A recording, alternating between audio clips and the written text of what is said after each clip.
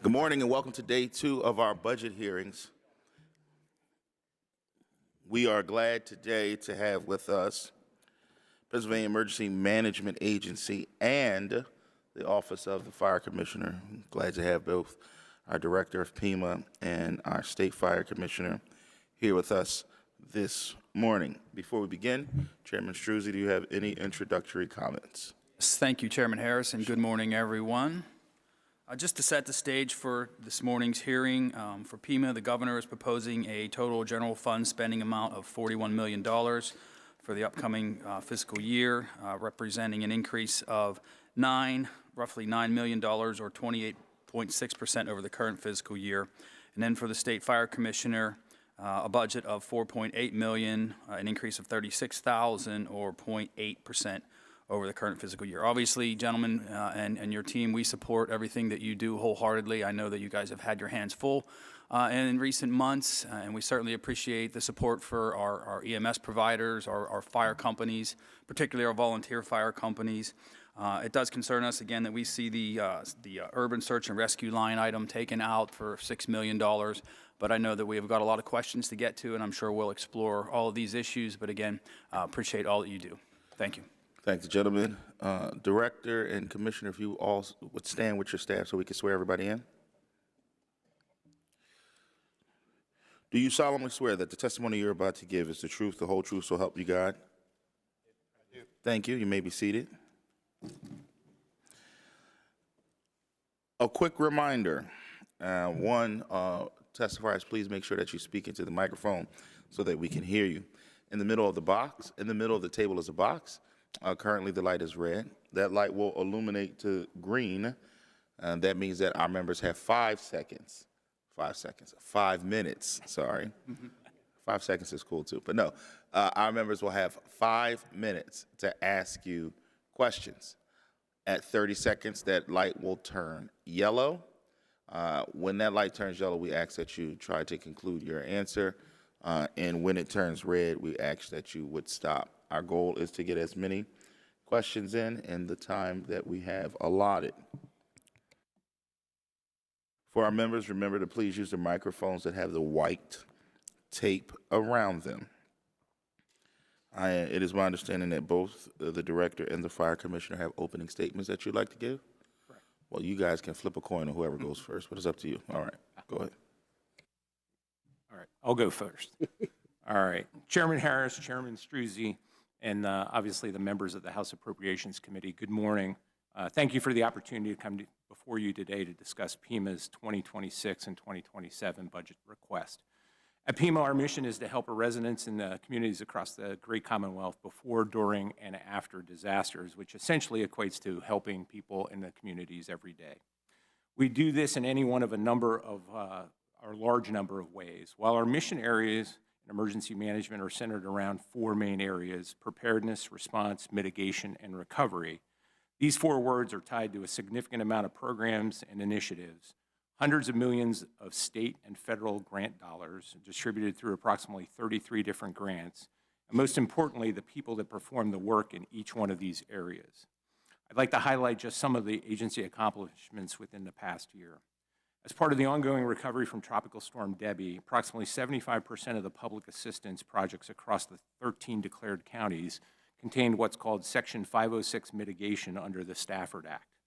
This provides the state and locals additional project funds to not just build back to what existed before the disaster occurred, but to build back better to resist future disasters and build community resilience. This is about 3 times the national average for 406 mitigation, which is around 25%. Our Disaster Recovery Assistance Program, which was first rolled out in 2023 with funding allocated obviously by the legislature, which we're very grateful for, continues to assist the most vulnerable Pennsylvanians during times of need.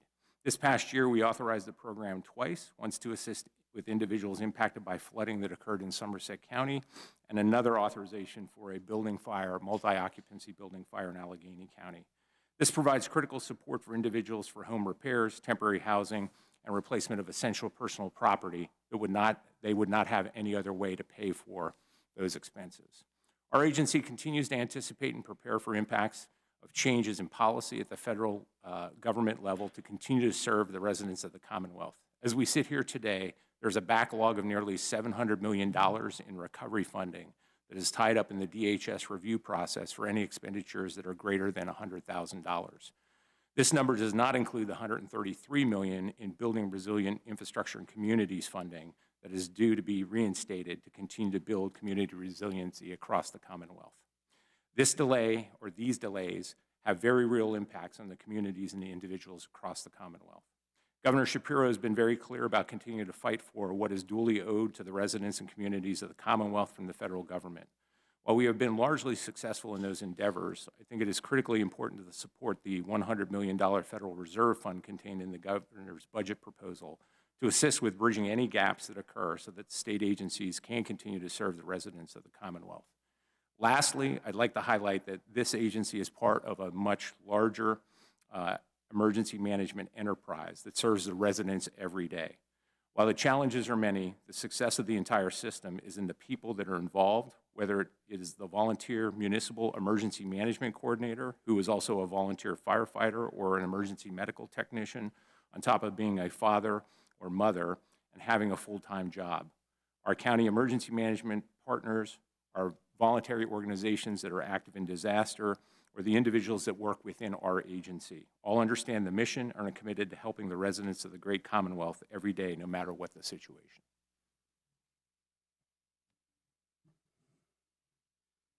Chairman Harris, Chairman Struzzi, and members of the House Appropriations Committee, thank you for the opportunity to testify regarding the Office of the State Fire Commissioner's fiscal year 26-27 budget request.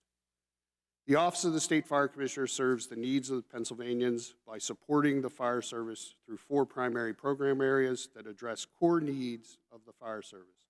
Those 4 areas are financial needs through various grant and loan programs, prevention efforts by supporting community risk reduction efforts at the municipal level, personnel challenges addressed by support of retention and recruitment programs, and training and voluntary certification of responders, which is done through the Pennsylvania State Fire Academy.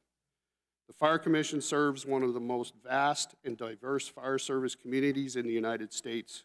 Pennsylvania is home to the largest number of fire departments in the nation, representing over 2,000 fire departments, 30,000 volunteers, and over 10,000 career firefighters. The OSFC serves as the liaison to the General Assembly and other Commonwealth agencies for matters pertaining to fire protection and the fire service, and we coordinate with federal and Commonwealth agencies, private, non-governmental agencies, and our state advisory board.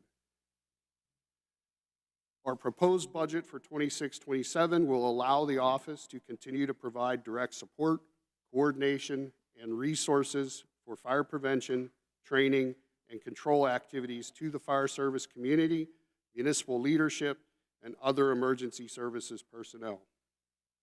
Over the last year, the Fire Commission has become more visible, more responsive, and more connected to the fire service community by engaging in a strategy that focuses on communication, collaboration, and access to Fire Commission services. I would like to take this opportunity to share with you some of the highlights from this year's activity. In our grants and loans program, we were able to eliminate our loan backlog, which has led to a 41% increase in applications from 2024 to 2025. We accomplished this by filling vacant positions in staff and modernizing internal processes, which allowed for improved efficiency. This dramatic increase allowed us to approve over $25 million in loans to fire and EMS agencies. We also modified the grant application process to make applying for and receiving Fire Commission grant funds easier and more efficient than ever. Our grant system, which is tied into the Keystone ID system, reduces the number of different login names needed by applicants and allows for electronic signatures on grant agreements. This change simplified the process for fire and EMS agencies to complete their applications and receive their funding. In fiscal year 25-26, we have awarded $37.5 million in grants to the fire and EMS companies. Recruitment and retention is a top priority for the Fire Commission and the fire service. We have 4 full-time advisors in our office, allowing us to have a greater presence in the field to to assist fire departments, municipalities, and school districts in addressing the struggle underway to retain and recruit firefighters. Program staff are working with the Pennsylvania Higher Education Assistance Agency to promote the FIA Active Volunteer Tuition and Loan Assistance Program to cover not only tuition for degree programs, but also for firefighter training programs required for entrance into a specific career. We have developed a stronger partnership with the Department of Community and Economic Development to support fire department operations through the Governor's Center for Local Government Services, reflecting our growing emphasis on interagency cooperation. To support the effort of community risk reduction across the Commonwealth, we have expanded offerings of the free community risk reductions classes through our Academy on the Road program. Additionally, the Fire Commission transitioned its data reporting software to meet the new federal reporting requirements. We are working with our new software vendor to create a statewide dashboard of fire data to identify areas of risk. This initiative will enhance the accuracy, accessibility, and strategic use of fire incident data throughout Pennsylvania. Pennsylvania's career and volunteer firefighters and first responders bravely put themselves in harm's way to protect their neighbors and serve an essential role in ensuring safety of their communities. As noted, fire services faced recruitment and retention concerns, as well as a growing need for equipment updates and other capital expenditures. The Governor and I have seen firsthand fire companies who are struggling to keep the heat on for their staff. As you know, in his budget address, Governor Shapiro proposed concrete steps to support the fire service through a new competitive funding stream of $30 million in grants for our fire companies. This would allow them to purchase equipment, recruit and retain firefighters, and meet their individual unique needs. While the Commonwealth already provides funding to its fire companies, the current system does not allow departments to make major investments. These competitive grants would change that. We have also seen fire departments, like the one we visited earlier this month in Dixon City, that were able to execute a heroic, coordinated effort to protect lives and property during the Lehigh Valley Hospital fire. In fact, the fire chief, Rickard Kowanek, himself described the effort as pulling off the impossible. He went on to say that funding for PA fire departments is vital to the fire services in PA. This new grant program would double the funding available to our fire service each year. In closing, on behalf of Governor Shapiro, I thank you, Chairman Harris and Chairman Struzzi, and the members of the committee for your support of the Fire Commission and the fire service across the Commonwealth. This budget will allow OSFC to continue providing cutting-edge training along with administrative and financial support to our brave first responders.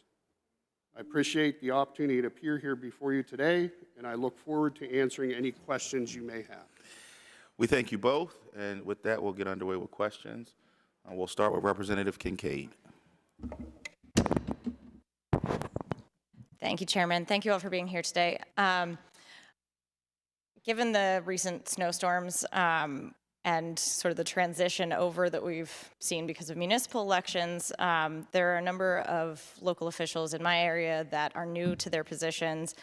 And the new mayor in Avalon actually reached out to me because she had tried to contact FEMA in order to take advantage of the trainings that they offer for local government officials about emergency preparedness and disaster declarations and how to handle all of that. That office is unstaffed. And so I'm wondering if PEMA is stepping up, it has a plan for how to help those officials to get trained to be able to handle these kinds of situations in the future. Sure, thank you for that question. And I think it goes back to a lot of the uncertainty that we see right now with the federal government. It also impacts our programs because local emergency management coordinators and county emergency management coordinators need to be certified too, according to Title 35. So we rely on a lot of the online programs through the National Disaster and Emergency Management University. So we have a number of programs at our agency that we can do. Probably the easiest and the shortest is really designed around elected officials to be able to talk to them about what the responsibilities are and what emergency management is. We can offer those to our counties. We can offer those to our area offices. So we'd be more than happy to have a discussion in the future about ways to be able to provide that training. Are you reaching out directly to the municipalities to let them know that this is available? Normally what we do is we work through the counties who work with the municipalities. The counties also do training on a regular basis. We also work through a lot of the constituent organizations. So the County Commissioners Association, PSATs, we work through those organizations as well to be able to offer training. So there's a number of avenues to be able to do that, but we can talk offline, but usually if they go to their county first, and then obviously we're willing to be able to support any training needs that happen to be needed across the state. Okay, great, thank you. And Commissioner, obviously the focus has been a lot on trying to incentivize our volunteer fire departments to consolidate. And I'm wondering, I mean, obviously there's the incentive of greater kind of investments if these departments consolidate, but have you been seeing a success in that? And are there recommendations that you have for how we can continue to incentivize these consolidations? Because obviously I think there's a degree of folks not wanting to give up their identity as these individual fire departments, but also not necessarily recognizing the benefits that come with the consolidation and how we navigate sort of those kind of personal politics. So I guess I'll answer the middle part first. Yes, we are seeing an increase in the number of fire departments merging or consolidating operations across the Commonwealth. It's not a tidal wave by any stretch of the imagination, but there are more mergers occurring than in past years. I would be remiss if I didn't extend a cautionary advisory here that mergers and consolidations are tools in our toolbox to provide appropriate levels of service across the Commonwealth. They're not a be-all, end-all solution, and the options at the local level need to be explored very carefully so that we don't actually make the situation worse than what it is in the existing situation. As far as incentivizing it, I think we continue to support the incentives that are in place, like the merger provision in the grant program. I think any funding programs we implement in the future also need to continue to incentivize. The regionalization is probably a broader word to use to describe where we need to go with this conversation. Mm-hmm. So yes, we need to find additional ways to incentivize that. But it's still by, Title 7 and 8, it's a local municipal issue, and that's where our support has been focused, is how do we support the municipalities through that process. Thank you. Thank you, Mr. Chairman. Thank the gentlelady, Representative Alston. Thank you, Chairman Harris. Good morning. Today, I'd like to address my questions to the Fire Commissioner. Mr. Commissioner, I've been in touch with my local public safety director, and he identified the challenge that I'm sure many of my colleagues throughout the Commonwealth are dealing with. We have a crisis in our volunteer fire service. Volunteer fire departments are struggling to find enough people to shoulder the load. Yet, we are seeing increasing call volumes and an increased burden on a shrinking number of volunteers. Of course, I'm very concerned about this from a budgetary aspect because I know that the small communities in my district will have a hard time affording the cost of shifting that to paid volunteer or paid fire departments. Compounding the issue is the fact that many volunteers are struggling to manage the time commitment of the many training requirements that are either required or strongly favored in order to make the departments eligible for grants. So here are my questions.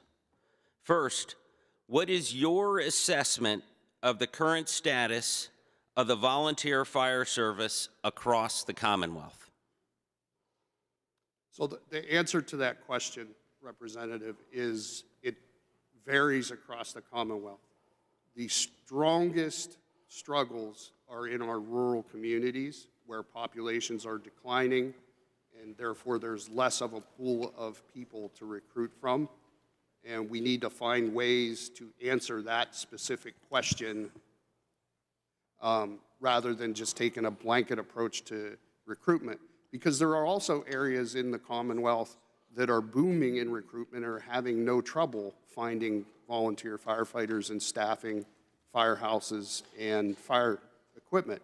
So, you know, there's no silver bullet that's going to solve that. I think we're going to reach solutions through engaged and, you know, honest conversation, because some of those rural communities need to step up and realize there is no one left to recruit. Yeah, I'm glad you mentioned one aspect there, and that is kind of like the one size doesn't fit all with respect to especially the rural communities. So some of the volunteers in these rural communities may just drive a truck, may not enter into buildings, may just be on the exterior of buildings. What is your position on just training a one-size-fits-all model that seems to scare many of these rural or smaller or people that have more time constraints from participating in a volunteer fire department? So I think that conversation starts, Representative, with we need to do a better job making sure the municipalities who control the fire services, as well as the leadership in the fire companies themselves, understand it is up to them to set their training requirements for their firefighters. There is no state requirement for training for a firefighter. A whole different discussion about whether there should be or should not be and what should that level be. But to give you a concrete step that the Commission has taken to address the specific question, our new training system for entry-level firefighters is now broken into 3 buckets. The first bucket is what we call the Fireground Support Module, which is for exactly the type of person you're describing that has no intention of being an interior firefighter inside the burning structure, but is going to provide support activities to the fire company at that fire scene. That's one step. The other step is we've moved more and more of our curriculum to our online learning management system, the ACADIS platform, to allow firefighters to access the cognitive part of their training at their convenience, rather than forcing them to drive to a classroom, especially in rural Pennsylvania where training sites are rare or sometimes non-existent. So we've been working very hard to build access to our programs, but I think the conversation still has to go back. The municipality, the community needs to decide what kind of fire department they want to have and then apply appropriate training to that standard. Thank you, Mr. Commissioner. Thank you. Thank the gentleman. Representative Young. Good morning, everyone, and happy Black History Month. My question is, what type of project have been undertaken with the hazard mitigation funding? Thank you for that question, Representative. There are a number of different types of projects that are undertaken with that. So that can, the whole premise of that program is really to buy down the impacts of future disasters so that when we have flooding, people are not displaced, those types of things. So some of that is working within the floodplain and working with the municipalities to be able to take a look at severe repetitive loss structures, people that have been flooded multiple times, to be able to buy back that property, make a green space, and then move those people somewhere else that is safer in the community. It also can be used for elevation projects. So we may go in, there's a benefit cost analysis that needs to be done, but it may make sense to be able to elevate them so that they don't get flooded on a regular basis, so their main living floor doesn't get flooded on a regular basis. We have those projects occurring across the Commonwealth. Some unique projects that we've worked with the city of Pittsburgh on is landslides and hillside stabilization. So there's a number of projects that fall under hazard mitigation. And what we do is we make the best use of our funding that we have available. We are an enhanced hazard mitigation plan state, so we get additional federal funding every time we get a federal disaster. So like with Tropical Storm Debbie, we received additional funding on top of the normal funding other states would get because we have an enhanced plan. And then we look at projects across the state, and we have municipalities submit a letter of interest in what those projects happen to be, and then our team takes a look at those and what the best funding streams happen to be able to accomplish those projects. Thank you for that. I have a follow-up. So you explained to me what you've been able to do with the type of funding. Can you give us a little insight on how that impact has executed in local communities? So you've been sharing with me how the money has been spent in various spaces. What has been the impact of that? Like, what has been the outcome of those efforts? So I think the outcome of those efforts is really that the next time that communities are impacted by whether it's a severe weather event or whether it's repeated moisture in the ground, those types of things, people's lives are either saved or it makes the communities more resilient. So there are a lot of impacts that are realized from that. But if we can flood one less household and displace one less family, or we can work on flood control projects so communities are safer, that is really the tangible benefit of all those programs. And really the goal of our mitigation department is to mitigate to the point where we don't have to do anything when we have a hurricane or we have a severe weather event because everybody is safe. And that's really the goal, is to remove people from harm's way, make communities more resilient so that families don't have to go through a long, protracted recovery. And so would you identify something you wish you could do differently in these efforts? Have you identified things that you can improve upon or things that you wish you would have done differently to make it a little more streamlined for these communities? So that's a great question. We're always looking to streamline all of our programs. There's a lot of complexity because these are federal programs. So our staff is really adept at working through the federal programs and being able to make sure the money is put to the best use.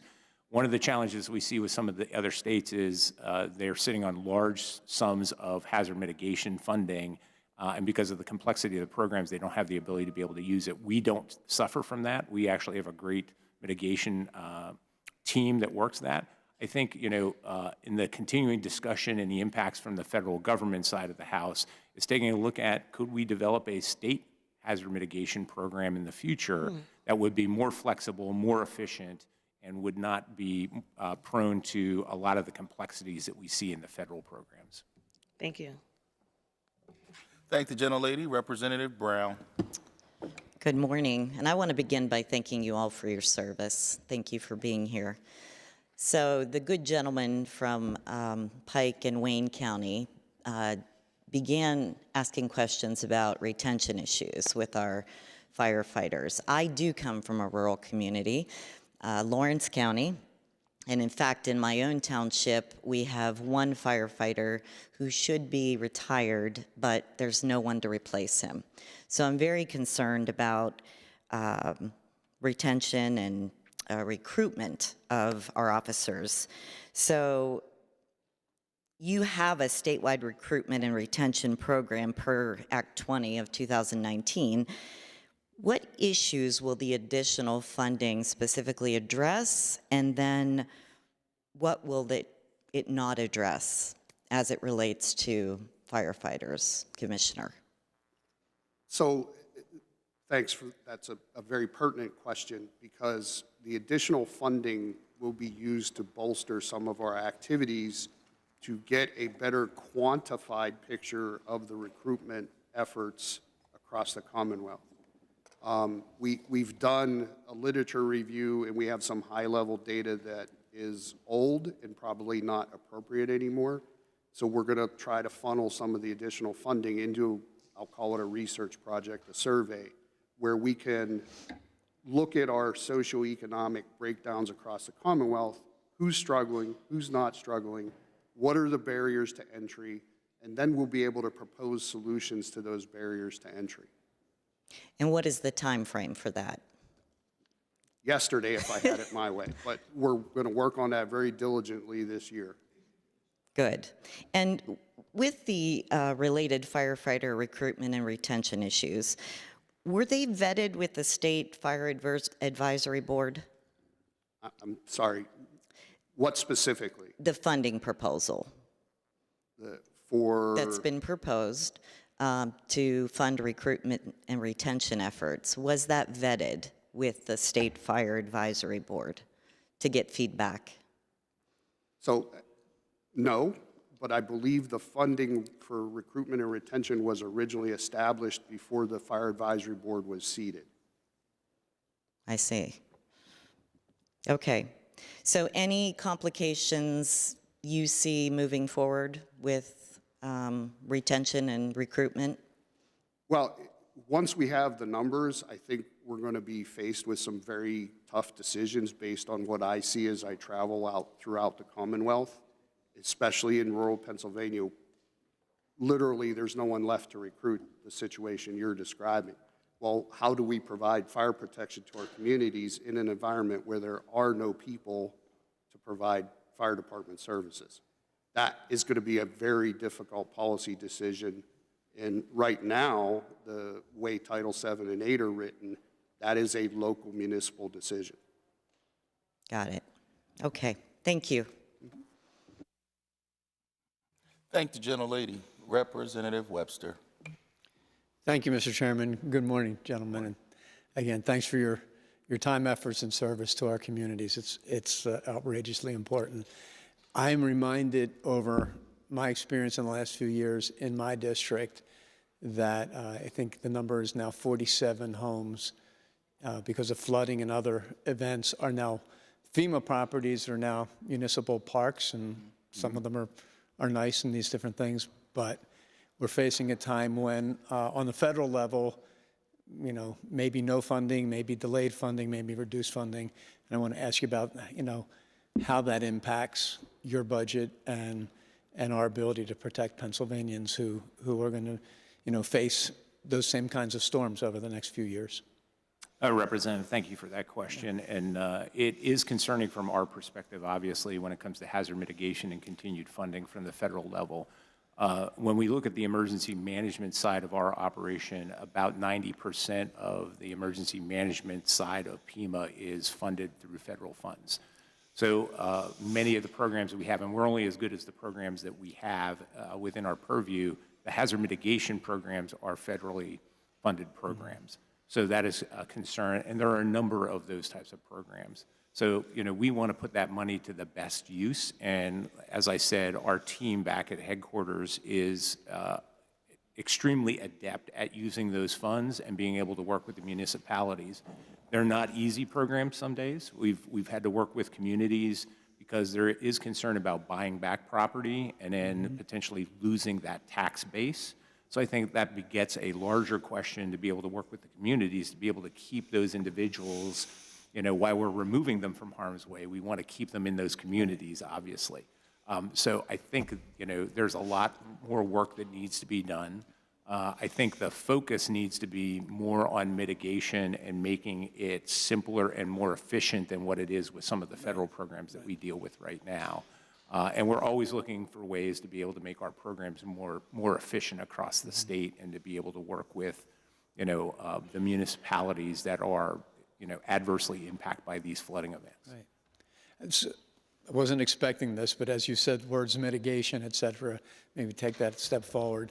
I don't know if, you know, it would fall to you as emergency response or to other parts of our administration in terms of how we mitigate the scenarios. And in my case, really without pointing fingers, we simply have a scenario where the cumulative effect of development and the current level of water is, you know, doesn't add up the way it used to.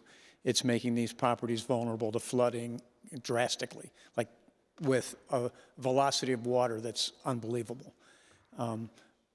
How would we mitigate, you know, what funds would, and does PEMA have sort of protective grants? Like how do we extend into the future so that certain properties don't become impacted in that way? So I think a lot of that is dependent on, sometimes we have small numbers of properties, sometimes it's whole communities. And when we look at whole communities, we look at other projects such as levees to be able to protect those communities.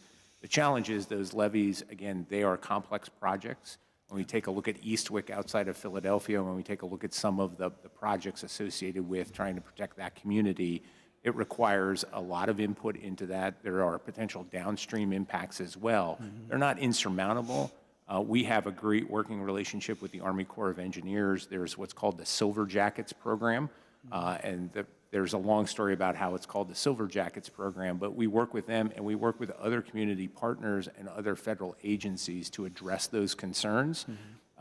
Some of them are, complex, but they're not insurmountable. Right. So we look at Alaska as a classic example where they, they worked from glacier flooding to install HESCO barriers behind people's homes to be able to protect those homes. So we look at those types of innovative ideas and work on, where do they fit in the Commonwealth? Does that make sense to be able to use some sort of barrier for times when we know that the floodwater is going to come up to be able to protect those communities? So I think there's myriad solutions out there. Some of them are very complex, but they're not insurmountable. But it's really working at the community level. And you highlight a significant issue that we see with significant precipitation events, right? They're not going away. Right. A lot of water in a short period of time that overwhelms the stormwater management and creates floods in areas that we've never seen flooded before. We certainly experienced that. I know we just turned red. I'm excited to conclude by simply saying on the Perkiomen watershed, which is 400 square miles of Montgomery County, Bucks, Berks, and Lehigh, we've done the study, so we know what the projects would be, and maybe we can follow up and talk We'd be about more than how to welcome do to have that conversation. Thank you, Mr. Chairman. Thank the gentleman. Representative Rigby. Thank you, Chairman Harris. Thank you, gentlemen. Thank you for your service. Can you address some of the priority issues you've raised previously before this and other committees, and what recommendations have been made, such as mentioned earlier, the improving the recruitment and retention issues related to the volunteer fire services, and also helping with the reorganization and consolidation of companies? We see more and more of that happening. And so can you address some of those things? So we're working very hard to identify on the recruitment and retention issue, right? What of the incentives that have been inactive are actually bearing fruit and helping? What are hurting? And then we guide people to a menu, so to speak, of solutions on the incentive thing. As far as recruiting efforts, we've collected best practices, and we will work with a fire company to help them design a recruiting program happen at the local level for it to be effective. So we are extremely active as an office in supporting those two things. On the regionalization consolidation question, we're very active with the Local Government Services Office over at DCED, supporting their activities with the fire studies and recommendations for regionalization of fire service across the Commonwealth. Those would be the top level things that we're doing on those specific issues. And talking about the regionalizations, and I can only speak for my district that I'm familiar with. I know both of my companies where there's been regionalizations have now put on paid staff also, where we're now seeing paid and volunteer working together. You see more of that happening, and is there going to come a time where we're going to need to start funding that also? The simple answer, yes, more of it is occurring. And in a lot of cases where we run into that situation where we're out of people to recruit, paid staff is one solution to that problem. The problem we have with the consolidation and regionalization, right sizing, whatever buzzword we want to use with fire companies across the Commonwealth is we have a delivery model that was designed in the era of horse-drawn fire apparatus, where a horse could literally only pull the fire apparatus 3 blocks before it was exhausted.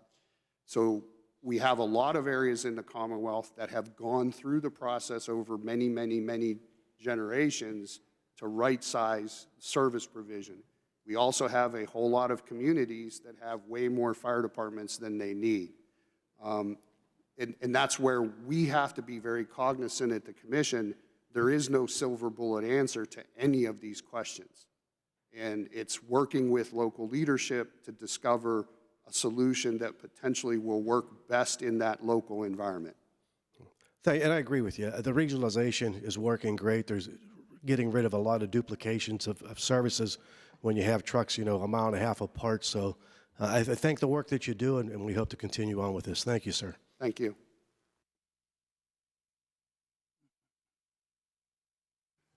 Thank the gentleman. Representative Salisbury. Thank you, Chairman. I want to begin by talking about PEMA a little bit. I'm sure you recall, we had a 11-day power outage in my district back in April and May of last year, and I got to know much more about PEMA than I had ever imagined. So I wonder if you could address a few questions that I have about the emergency management coordinator response methodology. So what we learned in Allegheny County is that unless an unmet need gets communicated to your local emergency management coordinator, of which I have 13 because there are 13 municipalities in the district, that will not get kicked up to the county as an unmet need, and then it will not be communicated to PEMA. But when doing a review before a recent snowstorm, I went through and called all 13 EMCs who were listed, and I found that 10 out of the 13 either no longer worked there or had incorrect contact information. Our county EMC said that he hasn't heard from some of the municipalities in years.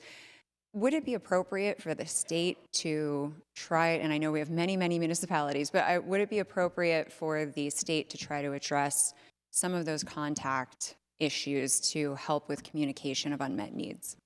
Thank you, Representative, for the question. And you drive at a very concerning point from our perspective. So we talked about kind of the enterprise emergency management system. It's only as strong as its weakest link. And unfortunately, sometimes those links are broken. And especially at the municipal level, there is a requirement for all municipalities in the Commonwealth to have a trained and certified emergency management coordinator. What we see sometimes is what you've experienced. Sometimes they are a name on a piece of paper. However, I have seen some very robust municipal emergency management coordinators and programs in the past as well. So it varies significantly across the state. I think that the challenge that we have is it really plays back into taking a look at updating Title 35 and what makes sense in Title 35 at this point in time. And it really hasn't been touched since 1996. And I think it begets a question of what level of training do we need to have for municipal emergency management coordinators. Very similar to what we're talking about on the fire service side is, does consolidation make sense in that type of situation? And then take a look at other ways to be able to make sure that the municipalities have the emergency management support staff that they need. Whether it's lessening some of the training for smaller municipalities. We know that there is some success in larger municipalities, but many a times they're dual-hatted. They're the fire chief or they're the police chief, and they're also the emergency management coordinator. And I think what we see a lot of times is the counties end up having to pick up the slack, and then we have to work with the counties to see what they need. So it's part of a larger system, but I think you really highlight one of the weakest areas that we see across the Commonwealth. And when we see that, we work with the counties to be able to step in and be able to do what we need. But it really starts at the municipal emergency management coordinator level. And if they're not engaged at that level, a lot of times that information link is broken. So I wonder what role as state representatives we can help play. I know we've started getting the weather reports sent to our office because that was also one of the things is that I found out that we were having an 80-mile-an-hour windstorm at the same time everyone else did about 5 minutes before it happened when my phone started blaring. So I really wish that we had been made aware of that in advance and given the same information. So I did introduce a bill about that, but I saw that you voluntarily in your department started sending out those pieces of information. I did get a call directly from PEMA in advance of a recent snowstorm to make sure that we were aware and prepared. And I do greatly appreciate that. But I wonder what we might be able to do to enhance that link, because people in many cases do come directly to us and not to their EMC. Right, and I think, we're more than welcome to have conversations on what does right look like for emergency management in the future in the Commonwealth of Pennsylvania. And I think educating people on what emergency management is and what it isn't, because a lot of times we work in the shadows. They're used to seeing their public safety professionals out there, their law enforcement, fire, emergency medical services out there, but we're really in a support and coordination role at the municipal level and at the county level. And I think having a broader understanding of what emergency management is, what our role happens to be, and how we come into play, and really driving home the importance of it for the local municipalities. That, and I say this a lot of times, that people don't worry about emergency management until they really need to worry about emergency management, and then at that point it's too late. That's what I've certainly found out myself. I had people reaching out to me saying, I'm going to die tonight, I have no oxygen, and I just had to do my best to try to fix it. So I appreciate your time. Thank you so much today. Thank the gentlelady, Representative Kutz. Thank you, Chairman. Good morning. Thanks for being here today. Director Patfield, I'd like to start with you and a question about the 911 program, and just hoping to get an update on the 911 program since Act 34 of 2023 extended the provisions of Title 35, Chapter 53 until 2029. And Act 45 of 2025 extended the surcharge increase of $195 until January 31st, 2029. Can you just give an update on that program? I'll defer to my executive deputy who has ran that program for a number of years. Sure. So the $1.95 fee has generated $384 million. That is an increase of $55 million over the $1.65 fee rate. Excellent. Can you tell me if there are other changes that you think are necessary under Title 35 to update the current program? Sure. For 911, so our current legislation is based on legacy enhanced 911 terminology and protocols. So we do have to update the terminology for next generation 911 protocols. Other changes that would be beneficial would be liability protections for 911 telecommunicators when interacting with 988 service. Another change would be refund rules for carriers to request refunds from the 911 fund. And then finally, support for the creation and operation of telecommunicator emergency response task forces to support county 911 centers when impacted by a disaster. Thank you. And going on the same line with the surcharge, am I correct, the governor's proposal to extend the current $1.95 surcharge to June 30th, 2031, is that correct? Right now, we're focused on administering the fee through January 2029. The Legislative Budget and Finance Committee did complete a study that recommended the General Assembly and PEMA evaluate the fee over the next year to determine its effectiveness. So we do have a year's worth of data. Some of the trends that we're seeing is for wireline and VoIP service, subscriptions continue to decrease. Wireless revenue is our biggest revenue source, makes up about 80%. But according to FCC rules, we do have a highly saturated market, so we're likely not going to see much growth when it comes to wireless revenue. The one opportunity we do have would be to expand the base as newer technologies start to access the 911 system. Yeah, and that's one of my concerns as well, is that everyone who wants a phone has a phone.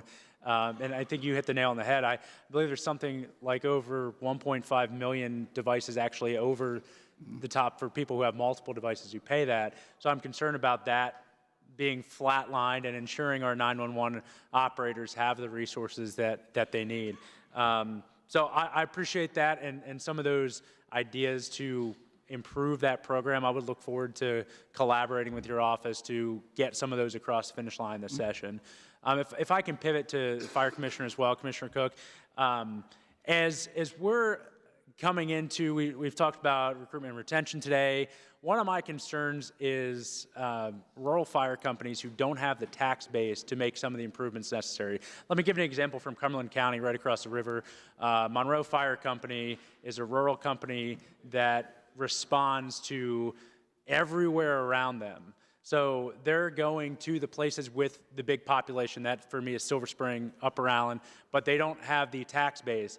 They're looking at options now to build a new station because their station, one, doesn't have the room, and two, it's falling apart. But they don't have the tax base, and even a fire tax increase doesn't generate the revenue they need for it.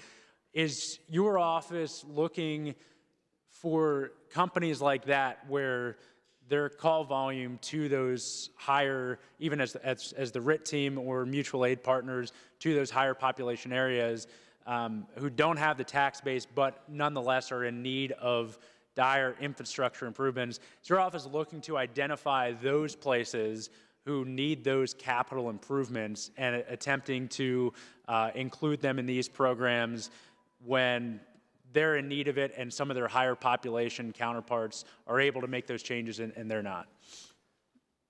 Yes, we always try to work with everybody to propose appropriate solutions when we're made aware of specific needs. A lot of what we can and cannot do on the funding stage is constrained by the legislation that authorizes us to run the programs. We're going to be working this afternoon with the Fire Advisory Board to bring some recommended language changes to the existing grant program to make it meet the modern needs of the Pennsylvania Fire Service. Right away, for the specific instance that you're talking about, we probably would need to reach out and have a conversation about the construction accounts that they're allowed to now establish, where they can take multiple years of funding from the commission, sock it away in an interest-bearing account, and then when they have enough money within the period they can keep the construction account, they can spend it on their bigger project. So the small amounts that we give on an annual basis can now be stockpiled towards a larger project. I appreciate it. Seeing my time has expired and want to be respectful of the chairman, I'd like to follow up with you and perhaps have that conversation offline, but sincerely appreciate your time and response today and thank the chairman for the latitude. Thank the gentleman. Representative Brennan. Thank you, Chairman. This is a question for PEMA for Director Padfield. First of all, Director Padfield, good seeing you. We appreciate all the work you've done in Bucks County. It's often in difficult times, but we always appreciate seeing you there supporting our local governments and our first responders. I think Representative Salisbury and Kutz's question touched on some of this, but I'd like to dig in a little bit more on it, and something I started paying attention to last year. There's been some effort to look at a rewrite for Title 35. It's possibly leading to possible redundancies, some old language, maybe looking at some of the things we're doing and how we can make life easier for your department, for local government as well. I'm wondering, what input do you have on that? What's the process we should be engaging in to do that? Who are the decision makers that should be providing input in that? I'm wondering if you just elaborate on and what's the urgency for that? So thank you for that question, Representative Brennan. The urgency from our perspective is yesterday. We've been dealing with, the challenges that we have currently in Title 35 for a number of years right now. I think there is a committee, task force, and an advisory committee that's brought together under the Joint State Government Commission right now under Senate Resolution 177 of 2025. So that is working. We had the first meeting. There are a number of meetings, and I think they have to come up with a report by November of this year regarding the recommendations. We continue to engage with all the constituent groups. That includes our county emergency managers, municipal emergency managers, County Commissioners Association of Pennsylvania, Municipal League, a number of other boroughs associations to be able to really take a look at what does the future of emergency management and the structure and function of it look like in the Commonwealth, and then also to address ways that we can lead with our programs. Right now, we're beholden to the federal government for the most part on administering their programs, and we know that there are a lot of changes at the federal level that potentially are going to affect the residents of the Commonwealth moving forward, and it's going to be potentially harder and much harder for us to be able to get a federal disaster declaration to be able to recover. I think the goal from our perspective is really to take a look at state programs like our Disaster Recovery Assistance Program that was authorized in 2023. That has fit the missing piece of when we can't get to federal disaster declarations to be able to provide resources for people to be able to recover.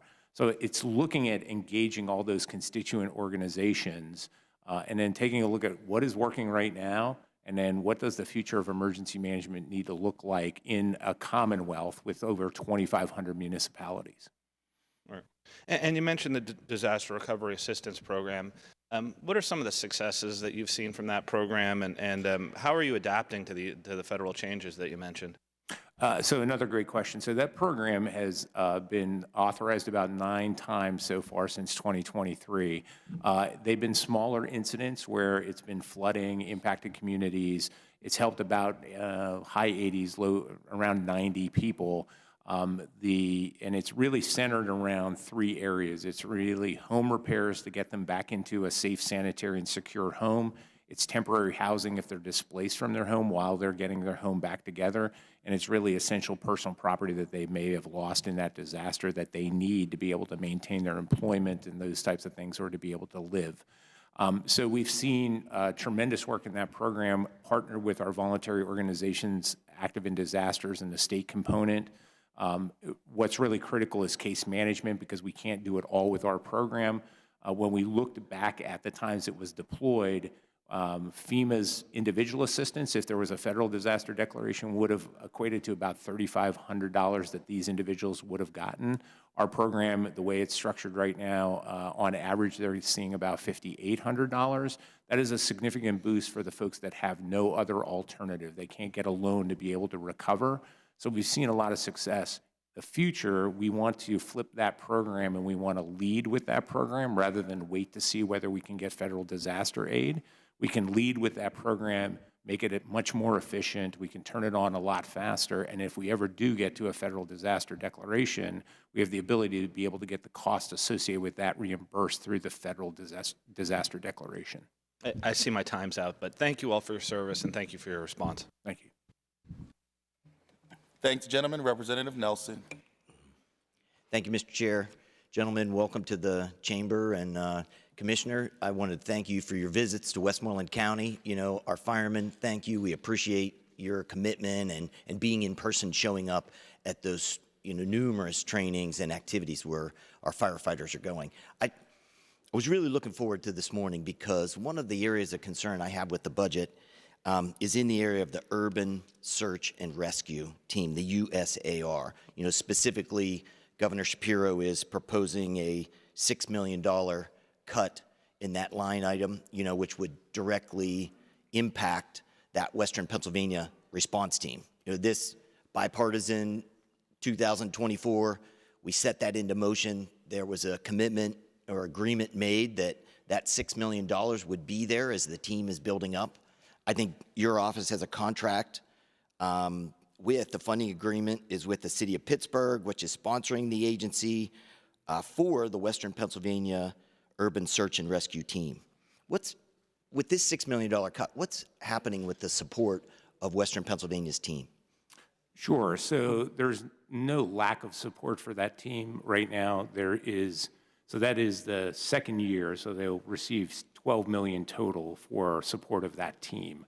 There was also a DCED grant previous to that they received support for that team. But as you were saying, that is the second. The governor's proposed cutting that $6 million. No. So there was $6 million in last year's budget. Yes. There was $6 million in the budget before that as well. Mm-hmm. So we're working right now with the team.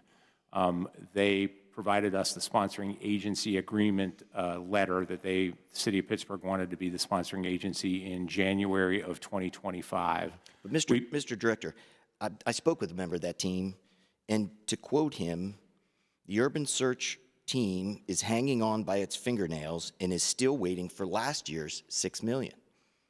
Now we're proposing cutting this year. I spoke to Westmoreland County Emergency Response.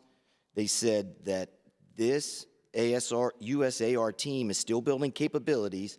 Cutting the monies this year will jeopardize the timeline for certification.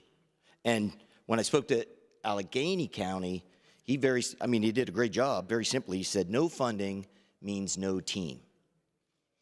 They will have and I think it's a discrepancy in how it's being described. They will have a total of $12 million in the last 2 fiscal year budgets coming to them eventually. We have the grant agreement for the first $6 million right now. We received that within the last week that is signed off by the city of Pittsburgh. We are working on another grant agreement associated with last year's budget that they will be receiving. So that money will be coming to them. So it'll be a total of $12 million that is being directed. If in this budget the governor gets his way, where will the $6 million in this budget come from?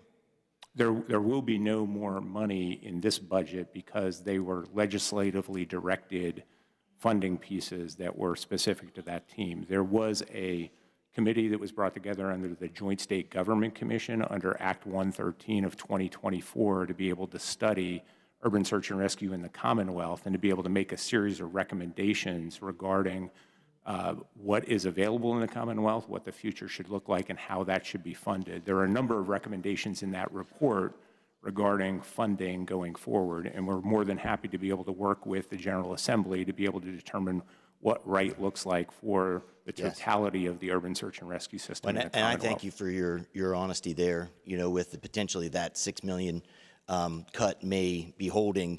There could be a disagreement from Western Pennsylvania emergency responders regarding those funds moving forward. You know, to me, commitments made should be commitments kept. And I'd like to shift over to another proposal for the $30 million taking from the Property Tax Relief Fund. Again, to me, this is very concerning because a great program, everybody wants to support our fire and emergency responders, but the governor is taking $30 million from seniors and working families in property tax relief. I mean, we're spending $3 billion new dollars in this budget. This really good program, why not get those funds someplace else? Why take from homeowners? So, Representative, thank you for bringing that issue up and allowing me to address it. Unfortunately, I'm going to dance around the question because as fire commissioner, I'm not involved in identifying the revenue sources for a program. So I will have to defer that question to the budget office. Thank you, sir. Thank you, Mr. Chair. Thank the gentleman. Representative Malagari. Thank you, Mr. Chairman and Director Padfield and Commissioner Cook. Thank you so much for your time and for your team and your staff for preparation for today. We heard a lot about the retention of volunteers. We heard a lot about what we're trying to do to get volunteer firefighters to be retained and continue to volunteer their time within fire services. I'm from Montgomery County. Our population is hovering close to 895,000 people right now. We're getting close to that 900,000 mark. Surrounding us in Bucks County and in Chester County, you have 655,000 people and you also have 571,000 people respectively. You go to the north in Berks and then in Lehigh, that population even grows. You go south and you have Philadelphia. So of those three counties that I mentioned, that's 2.1 million people within those three counties. And we're still struggling to find volunteer firefighters within those counties. Some of the areas have paid services, that's true, but a lot of the areas don't. And then we get some rural parts as well.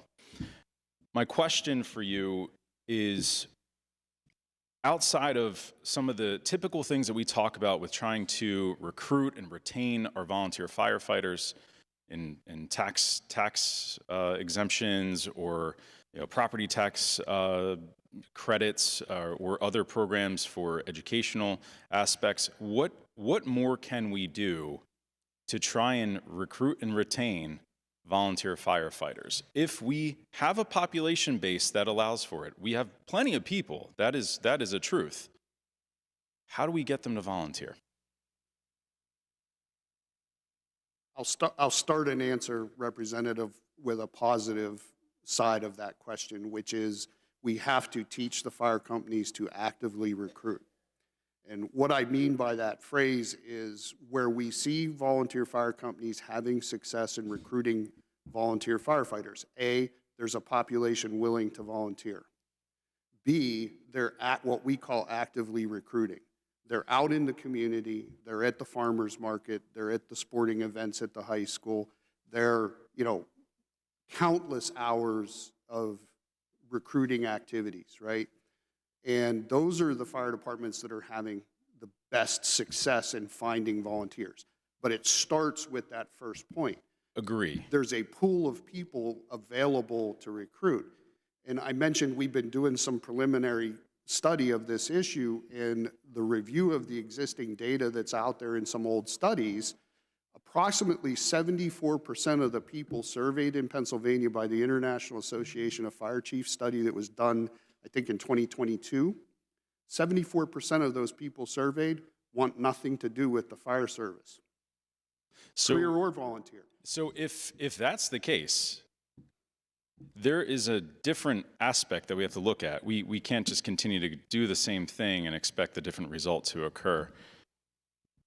Would you think in these larger population centers, this is not something that is a partisan issue for any of us. We're trying to find fire service for our communities and for protection for our citizens that live there. This is not a Democratic or Republican thing. It is a Pennsylvania thing that we have to do, and we're trying to find solutions and figure them out, what we can do to help this problem that we currently have in getting volunteer firefighters. However, in those larger population centers, what is the opinion of the state fire commissioner and your office and also PEMA with regard to incentivizing and going toward a more professional service in those areas that may want them, would like to have them, and how are we trying to incentivize them to go that route if that's what a community is choosing to do? So I think that there's a multifaceted answer to that question as well, right? So is the population willing to engage? What are the fire departments doing to engage them and recruit them? But then we also have to look at the regionalization piece as well, because part of the pressure on recruitment across the Commonwealth, especially in our more urban areas, there's too many fire departments to pick from. And so we're drawing on the shrinking pool of people by the same number of fire companies, and the math just doesn't balance. And so I think that we also need to include a discussion of a regional approach to fire service provision as part of our recruitment discussion.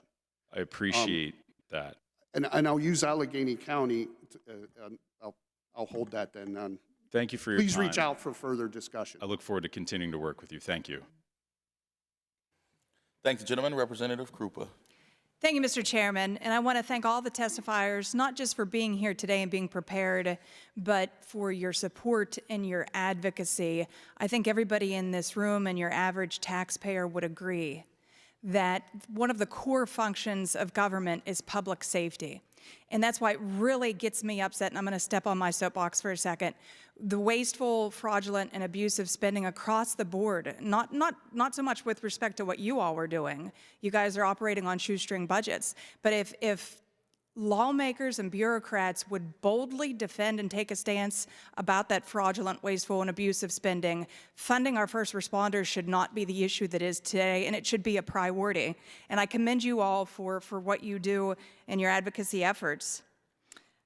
But I'm not going to hold my breath that is going to happen. So I want to pivot to something that maybe we can make happen, and that's with respect to updates on Title 35, the Emergency Services Management Code. My understanding is it's decades old, that there's been piecemeal updates, but it predates modern technology, modern threats, and modern response models. So at this point, do we continue with the piecemeal bills and pieces? Where would you start with that respect? Do we go back to the drawing board? But what areas do you see this outdated legislation really hindering your ability to be efficient? I'll hop on that one. So. Representative, thank you very much for that. And I enjoy your passion regarding updates to Title 35. So we are very passionate about it as well. I think there are a lot of pieces that really need to be addressed within Title 35. I think one of the challenges we have, obviously, is our form and function of government being based in a commonwealth. So obviously, the balance of power being at the municipal level, requiring all municipalities within the Commonwealth to be able to have trained and certified emergency management coordinators, those types of things I think we need to look at. I think there's different ways of being able to address the needs at this point in time, but it also potentially is going to transfer the responsibilities to the next level of government, which would be the county form of government. I think the structure and function is one piece of it. I think the funding is the other piece of it, of what that looks like. We are more than welcome to have conversations regarding what state programs we think would work.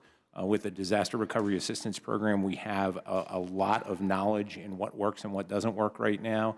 We have updated that program about 3 times. We're looking to be able to use a portion of the money that is allocated, that the General Assembly has allocated to that program, to be able to start a public infrastructure program, and really what that looks like. And to potentially, our goal is to enable the solutions at the lowest level, right? So and sometimes that's providing technical expertise, sometimes that's providing specialized teams and equipment.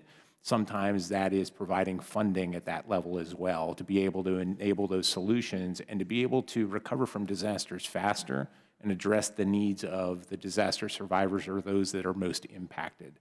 So I think anything we can do to kind of rally around that, to be able to take a look at what we can do is really critical, but I think there are significant portions of that. We have a number of recommendations already developed. And we're more than happy to be able to have those discussions. And like I said, this SR 177 committee that was developed, that is made of a task force of legislators that are on there, as well as an advisory committee that is a cross-section of municipalities and emergency managers at the county level, plus all the representative organizations such as CCAP and PSATs, things like that. So we welcome that conversation, but there's a lot that we would like addressed in a rewrite and not to try to piecemeal it. So it does become very frustrating. The wheels of government turn slow, and I think that and many times that's a good thing.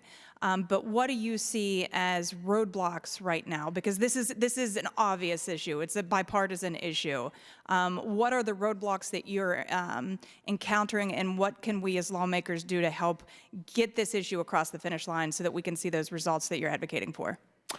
I think funding is one piece of it, to be able to take a look at what state funding looks like for this. Right now, federal grant funding touches all 67 counties in their emergency management programs. And some counties are extremely reliant on that. Some other counties, more robust capability, put more budget money into that. But I think looking at the funding structure is one of those pieces, and being able to take a look at breaking down barriers. I think we need to just think differently about, what emergency management looks like for the next 30 years, and it's time to be able to bring those thoughts and ideas to the table. So my time's up. Thank you very much. I look forward to continued conversation on that issue. Thank you. Thank the gentlelady, Representative Curry. Thank you, Chairman. Hello, everybody. Thank you for being here today. It's always good to see you all, and thank you for your service. I represent parts of Delaware County, and right now, many of our communities continue to experience challenges in regards to ambulance services. It can take sometimes an available ambulance to respond, and often the ambulance needs to travel long distances because of our growing healthcare deserts to get an individual to the care that they need. This is happening in both urban and suburban, and we know it happens in the rural communities across Pennsylvania.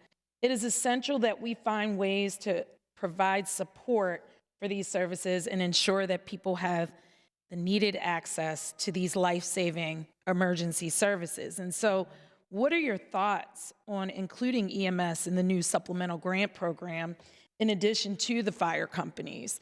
Because we know that they work hand in hand, but if there's only supplemental for the fire departments, where do we make room for the EMS? And could this be done within the proposed $30 million, or would more funding have to be included to make this program a possibility?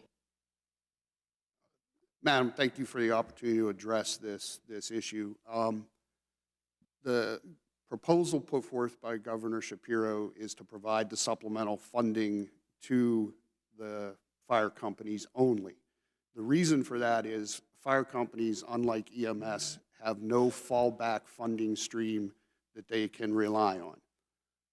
The administration is committed to working and finding better solutions for the EMS funding issue than temporary grant funding.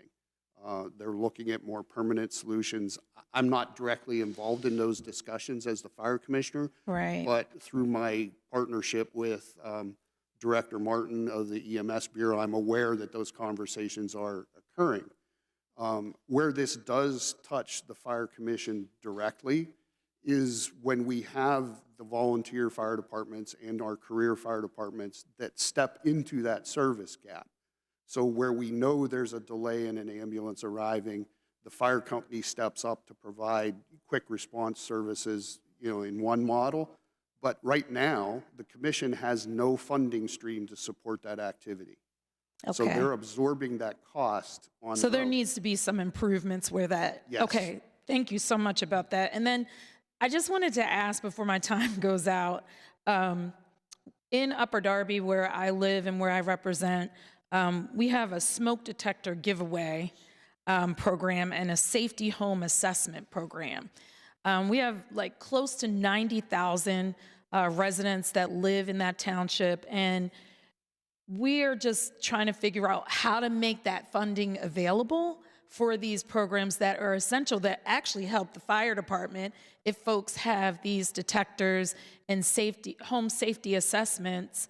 Do you find any room in that grant, the ability to provide grants to our municipalities for these type of programs? So we work with two organizations to assist with those types of programs. The first is the American Red Cross, where they will work with the local community and the local fire departments to canvass specific high-risk neighborhoods. We do it. Yeah, we do it. Yeah, so that is a great program. We encourage every fire department to reach out and work with them to help mitigate the life safety problem due to fire. The other thing that we're working through the Community Risk Reduction Office in the Commission is to establish these fire safety programs, more rigorous programs within the municipalities, but currently the Commission has no funding to provide a pass-through to the communities. The communities would have to secure funding at the local level. Okay, thank you for that. And one last thing, the last snowstorm, one of my municipalities is struggling with getting funding. The codes department is saying they're looking for funding to help them. Should they be looking at the county level, or how can we proceed? So that's a great question, and that goes back to looking at Title 35 and state funding streams to be able to do that. That's something that we really want to address with a public infrastructure program and take a look at snow removal. We know that we did not have historic snow to be able to get to a federal disaster declaration, so our programs are really limited when it comes to providing that support. Thank you so much for your time. Thank you, Chairman.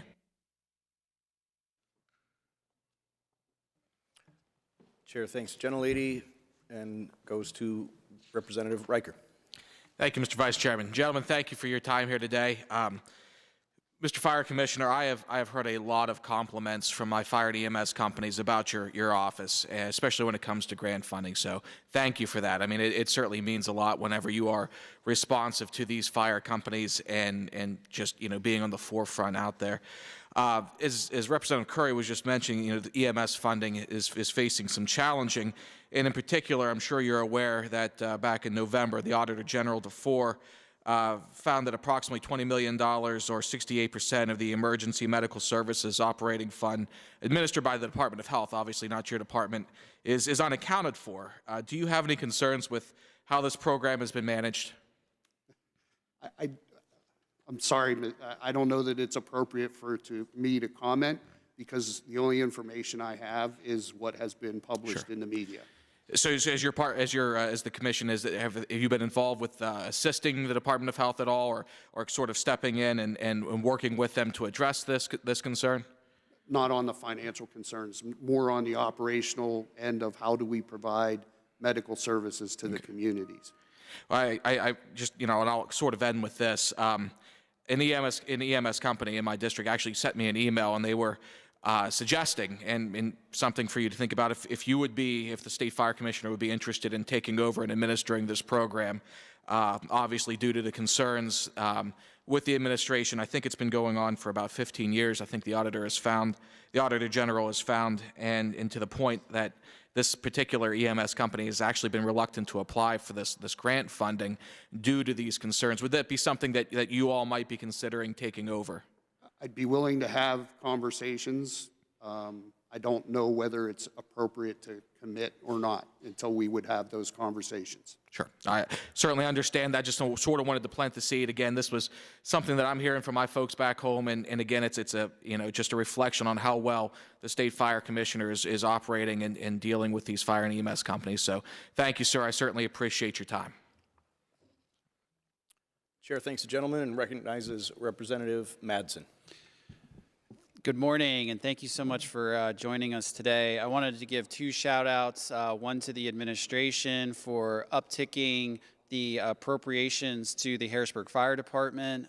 That is going to make a huge difference for our Harrisburg Fire Department, so I just want to thank you for doing that. And then, and also all of the grants that have been awarded to volunteer fire companies in my district. It's much appreciated. Then second, I want to highlight PEMA's work. We had a tornado go through my district a year or so ago, and you were right on the spot. You provided a lot of resources and support, and that allowed our community to rebound. So I just want to thank you so much for that.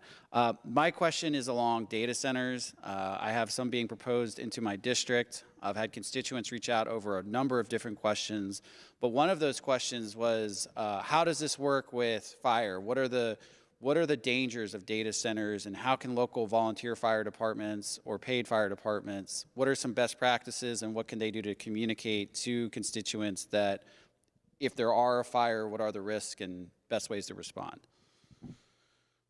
Okay, my answer is going to be very similar to the recruitment or retention answer. It is such a multifaceted subject, right, that I don't know that we have enough time to adequately address it in this venue. So that's something we can sit down and have a much more detailed conversation. But just like with solar farms and windmill farms, these are highly specialized incidents that if there's no life safety threat, the local fire department may, and I want to emphasize the word may, the best approach may be to just secure the area and wait for the company safety representatives to show up and mitigate the incident that way.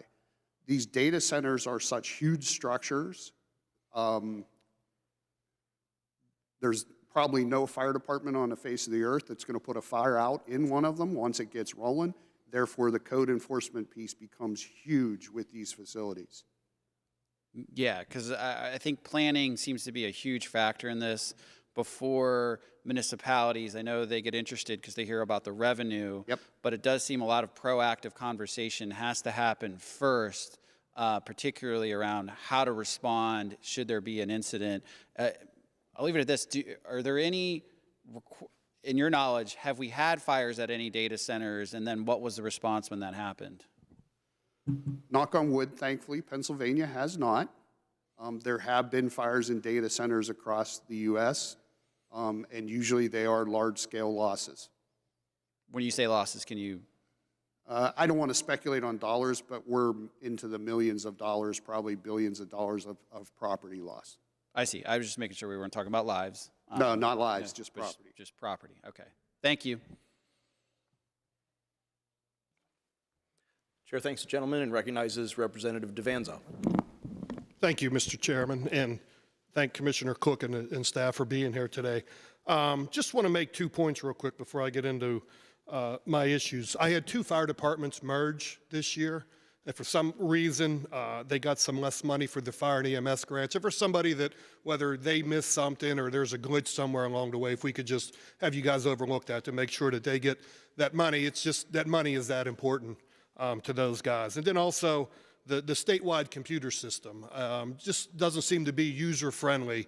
Are you guys making any changes? Can you touch just a little bit where it's at? And, there seems to be just maybe lack of information on it.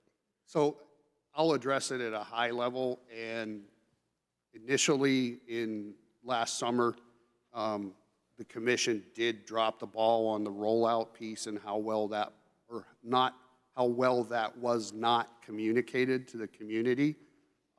This is not a state-driven change. This is driven by the federal reporting requirements and the fact that the past software vendor the Commonwealth was using, that software was sunsetted 2 years ago. The vendor kept it running for Pennsylvania until we could make a procurement decision. So the change was inevitable. Did my office drop the ball on the communication piece in the rollout? Yes. Did that make the rollout much more painful for the fire companies than it needed to be? Yes. On the positive, for the last few months I've been in the field, the feedback has been almost 100% positive that once you're onboarded, once you're up and running, the software is much better than the previous vendor's software. All right, perfect. Thank you. And I applaud you for having the courage to say, yeah, some of that fell back on you. So thank you for that. Another question that they have, will there ever be a minimum of certifications for a firefighter across the state? Will there ever be a minimum level that someone will need to be certified or training to be a fireman? So the answer to that can be problematic because I think just like the previous discussion about the support firefighter, again, I don't know that a single standard is going to be adequate to meet the needs of the diverse nature of the communities across the Commonwealth. Should there be minimum training for firefighters? Yes. Should it be designed appropriate to the level of service that the local fire department is going to provide? Yes. I don't know that a blanket state standard is good for all of the fire departments in Pennsylvania. All right, perfect. Then my last issue here is my fire department's also reach out to municipal fire department grant. On paper, everybody is eligible for it, the same as the fire and EMS grants, whether you're a career fire department, you're paid, or you're a volunteer. But for this one, it seems on paper that the volunteer fire departments are eligible for it, but when they go through the process to fill it out, once they're notified, or once they certify that they are a nonprofit, they kind of get kicked out of the application process. Can you touch a little bit on that? Sure, and I don't remember the act number off the top of my head, but the legislation that enabled that program specifically requires the funding to be directed to fire departments that are part of the municipal entity. So a volunteer fire department that is by organization, a private nonprofit organization licensed under Department of State, does not qualify for the funding. Yes, does that kind of lean the funding towards career fire departments? Yes, because most, if not all of our municipal departments in Pennsylvania are career staffed departments. Yeah, is that something, as we look, I mean, we have an EMS shortage, we're almost, you know, I don't want to say we're in desperation mode, but we're getting there. But is that something we could look to open up that pot of money for everybody across the board? So, again, I'll get the numbers to everybody on the committee here, but that program is drastically oversubscribed for the funding. So we get a total of $500,000 for that program. We use $50,000 of that dollars for administrative costs to pay salaries and, you know, how to process the grant applications. So we have a total of $450,000 to give away. We receive over $8 million of requests every year for that program from our municipal departments. So while I would always agree to providing more funding to more fire departments, we need to get a serious increase in the revenue coming into the program to be able to support that. Yeah, and I would agree, and I think we heard it earlier today, where do we get that money from? But I really think it's time that we need to get together, support all of our fire, our EMS. You guys keep us safe. I thank you guys for everything you do for us, and I want to give a shout out to all our volunteers across this Commonwealth. Thank you. Thank you, Mr. Chairman. Chair thanks the gentleman. Recognizes Representative Bellman. Thank you, Chair, and thank you all for being here. So about a year ago, we had a small medical plane that went down on Cottman Avenue in Northeast Philadelphia, and I just want to talk a little bit about some unexpected events. So when these unexpected events happen, what is PEMA's role in the event and coordination with federal and local officials? Thank you, Representative, for that question. It depends on the magnitude of the event. So in that type of situation, sometimes it's just incident monitoring. If it can be handled at the local level, we monitor for those types of incidents. We make notifications at the state level to be able to make sure the resources may be prepared. In that situation, we had contact, obviously, with the city of Philadelphia to understand what was going on We notify the governor's office, so the governor's office is aware of that. There's a lot of information that occurs on what we consider like a fast break incident like that. So that's a classic example of the initial report was a potential 2-seat plane that came out of Northeast Philly that may have crashed. We start to assimilate more information. Our watch center will get the tail number of that aircraft. They'll look that up. We'll understand that it's not a 2-seat aircraft, that it was a jet. We know that it's going to have a larger occupancy, those types of things. So we start to take and put things in motion, but in reality, it's really taking a look at what the potential needs for additional assistance or resources may need and communicating that. So in that instance, I actually ended up going to the scene along with the governor, and then I was down there for another day or so. We deployed liaison officers to the command post at the scene. They work to be able to identify any unmet needs that Philadelphia would have. We provided liaison officers actually in the City Emergency Operations Center as well. So we really try to take a proactive approach to that until we get more information. And in certain situations, we actually may start to mobilize and move resources, even though the requesting or the jurisdiction that's impacted is not requesting those, because they may be overwhelmed at that point in time. So we'll take a look at what information that we have. We'll make decisions on that. We'll execute on those decisions. All right, and after the initial response, is there a follow-up response from PEMA? Sure, it depends on the situation. So it depends on whether it triggers any of our programs. So in like flooding type of situations, we're dealing, a classic example is a multi-occupancy fire in Easton right now. So tomorrow and Saturday, we'll have our staff and other state agencies along with local agencies engaged in a multi-agency resource center. We know we worked in the Philly situation with the mayor's office and had representation at kind of the town hall that was developed and really, or that was held, and also take a look at, are there any unmet needs after that for additional counseling services, those types of things that people may have seen that and may have been affected by that. Thank you. Thank you all for your service, and thank you, Mr. Chair. Chair thanks the gentleman and recognizes Representative Mako. Thank you, Mr. Chairman and gentlemen, for being here. Appreciate it. Thank you very much. Shout out to National Cancer Prevention Month. I think that's apropos for this hearing. So Director Padfield, I have a question for you about the federal response fund that the governor talked about, and I think you mentioned it in your opening remarks. And that was to respond and mitigate any action or inaction by the federal government that results in the reduction in funding to critical programs that impact health, safety, and welfare of Pennsylvanians, to support that. So I guess my question, when I heard the governor speak about this during his address, what is this fund for? Have you had any conversations with the governor to the purpose of this fund? And then I guess follow up with that, is that to backfill? We know we're not getting as much federal funds coming in.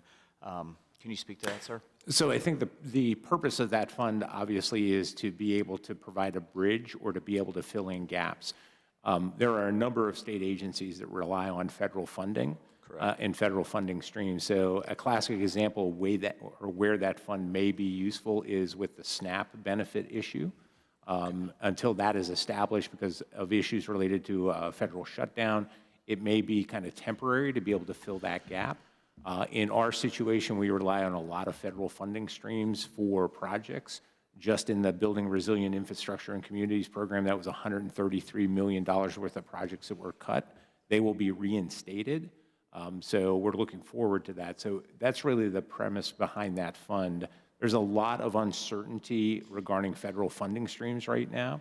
A lot of the federal funding streams are tied up in litigation, and there's some uncertainty. So sometimes, the grant awards are significantly delayed. We're not able to accept those awards because the federal government is shut down. Like right now, we don't have the ability to be able to go in the federal grant awards or grant outcomes system to be able to accept awards.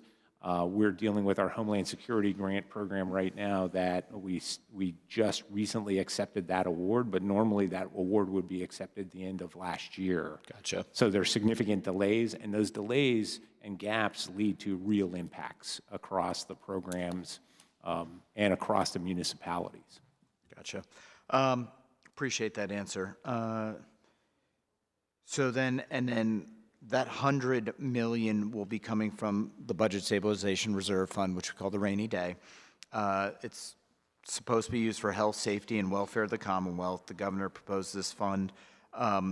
So if we were to allocate this moving forward this year in this budget, what oversight would we have as the General Assembly on this $100 million? I think that's a question probably for the budget secretary and the budget office to talk about. I know there's been discussion on what would be the criteria to be able to access that fund, and I don't think that has been set in stone as of yet. I think there's talk about that because obviously there's prioritization of what would be needed to be able to access that fund. So we welcome an ongoing conversation, obviously, with the members of the General Assembly and also with the budget office and the governor's office on what that looks like. But I think that is much needed in this type of situation where there's a lot of uncertainty regarding federal funding streams. No, I agree with that. And I would just argue that we already have a lot of these processes in place for the General Assembly to allocate those funds. So I was curious if we gave this 100 million, if it would just be like an executive action kind of, or if we would have some kind of oversight. And I'll save that question for the budget secretary. I appreciate that. Last but not least, I want to give a shout out to the surf team, for the National Guard surf team. I don't know how much you interact with them and what we can do to help boost them to support our communities in the Commonwealth, but I think that they do a great job, and I don't know how familiar you are with them and how much you guys work with them, but really like them. I'm very familiar with them. The National Guard is a great partner. They provide a great capability in the Commonwealth, not just with that team, but also with the CST, Civil Support Team, and they assist jurisdictions. In fact, the Civil Support Team is assisting with the high pathogen avian influenza outbreak with the Department of Agriculture. No, I couldn't think of a better team to work that, and as a guardsman, big fan of Pennsylvania's National Guard, so. We are too. A little biased, but whatever. Thank you for your service. Thank you. Chair thanks the gentleman and recognizes Representative Mostello. Thank you, Mr. Chairman, and thank you all for being here today, gentlemen. Commissioner, this is a question for you. EMS providers in my area and many other areas of the Commonwealth, I'm sure, affecting a lot of members in this room, are reporting low reimbursement rates and not being paid the full invoice amount that is submitted to private commercial insurance carriers. And some, unfortunately, have even stopped services altogether. And I believe you mentioned it to a colleague of mine from Lawrence County that you've done a lot of traveling throughout the Commonwealth. I'm sure I and others are not the only ones hearing this, so I assume you're hearing the same issues that I'm hearing. I just heard it last week. There was a first responders luncheon, and Butler Ambulance Service in my area was telling me that's their main problem. So I will let you answer the question. Are you hearing similar issues like this that I'm hearing and other of my colleagues are hearing as well? Yes, ma'am, I am.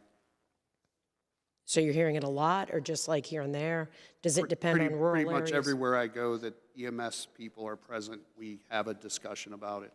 Right, not rural. This is not immune to anybody, correct? No, this is across the Commonwealth. Yes. And can you share with us here today what you're doing to address this situation? So we support the EMS community through the existing annual grant program.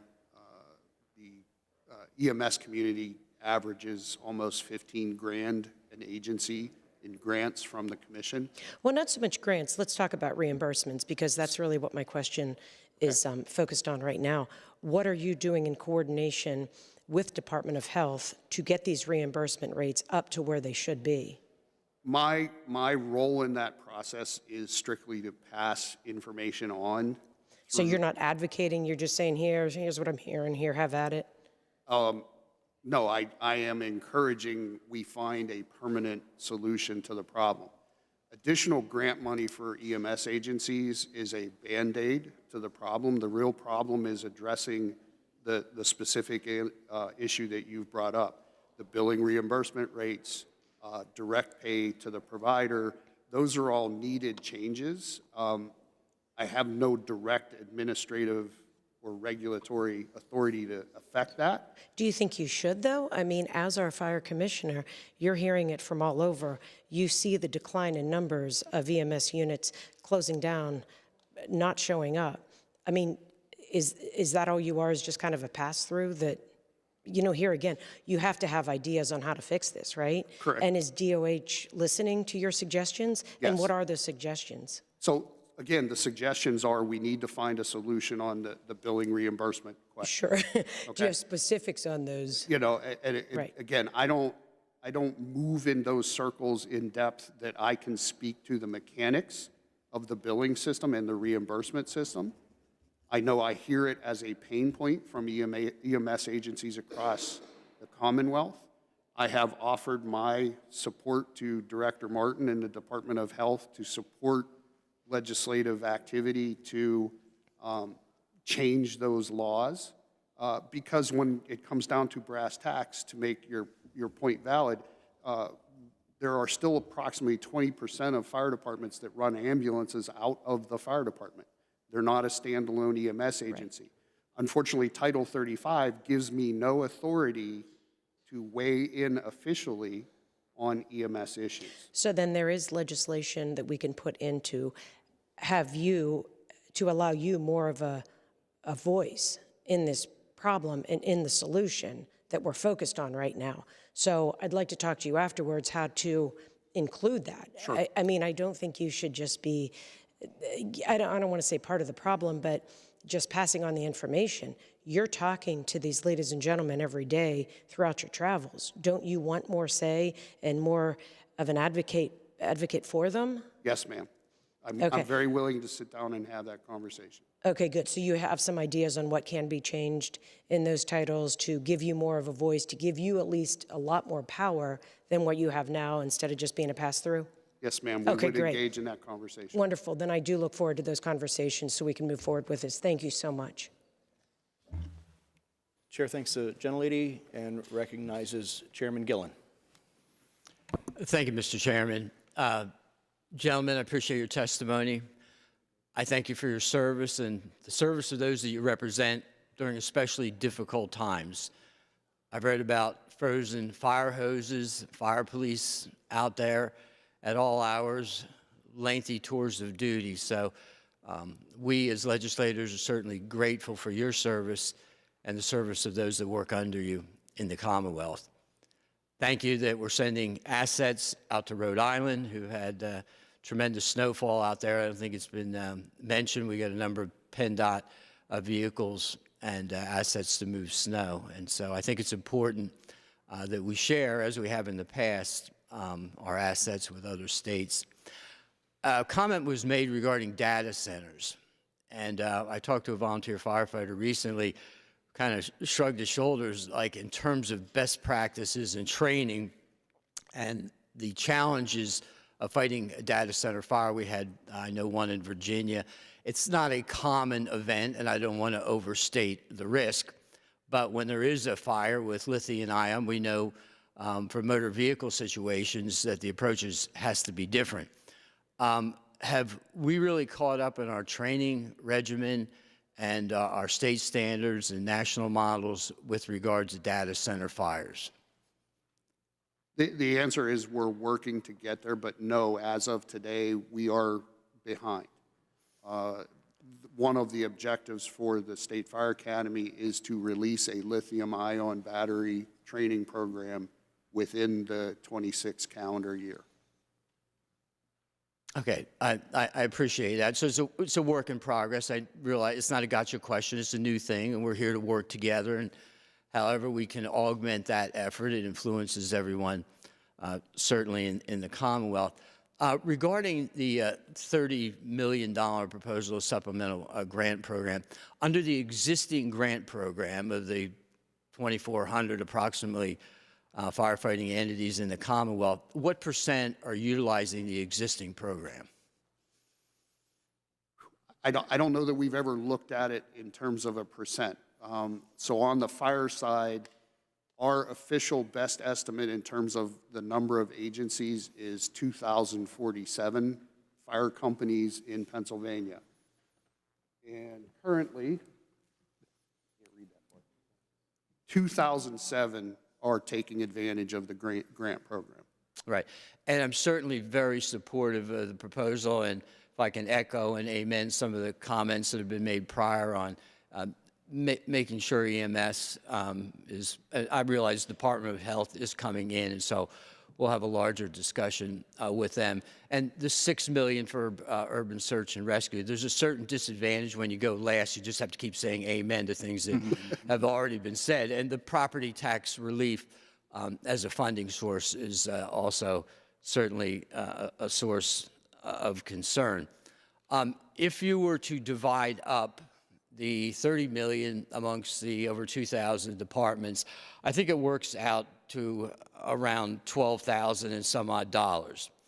I recently got a phone call from Assistant Chief at a volunteer fire department, brought me in and said, we got to replace this piece of equipment, which was aging.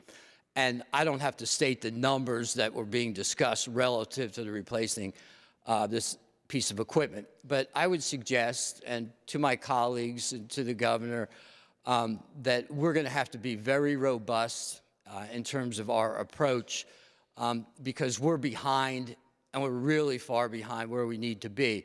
And that's a shared responsibility. It is not a gotcha. We're going to have to do more.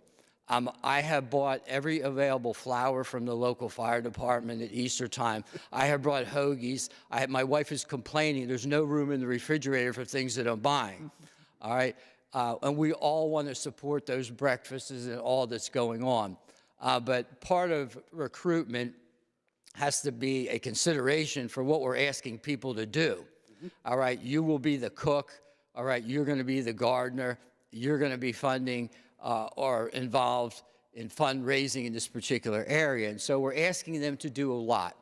And if we had reoccurring funding sources, we look at the gaming revenue, for example, we're going to have to plug into some of these assets on a long-term basis. And I know this is more of a filibuster than it is a question, because $30 million, and I appreciate what the governor is offering out there, $30 million is not going to do it, all right? We're really far behind, and when you're talking purchasing assets of $1 million, $1.5 million, $12,000 certainly is a thank you, but it's tip money, and it does not get us there. Regarding the fireworks tax, how efficacious has that been in terms of delegation of those assets? Are we comfortable with how they're being utilized? So the fireworks tax funds both the municipal fire department capital grant program. It funds the training center capital grant program, the bomb squad reimbursement program, our fireworks safety advertising campaign, and it provides additional funding into the annual grant program for the EMS grants. So in my opinion, the tax revenue is very beneficial to our ability to put money into the field. But I also have to wear the other hat of the fire safety guy that fireworks are bad, right? So I gotta walk that razor's thin edge. Keep up the admirable work, team. Appreciate it. Thank you, Mr. Chairman. Chair, thanks the gentleman. Before we get to the actual appropriations chairs, I wanted to just slip in with a comment and a brief question.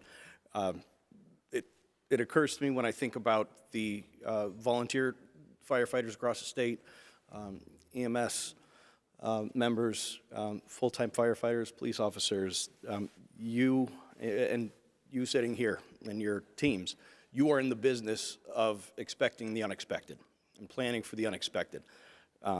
So I think that's the epitome of public service. So I thank you and everyone out there who runs toward the unexpected, runs toward that danger. So thank you all for what you do.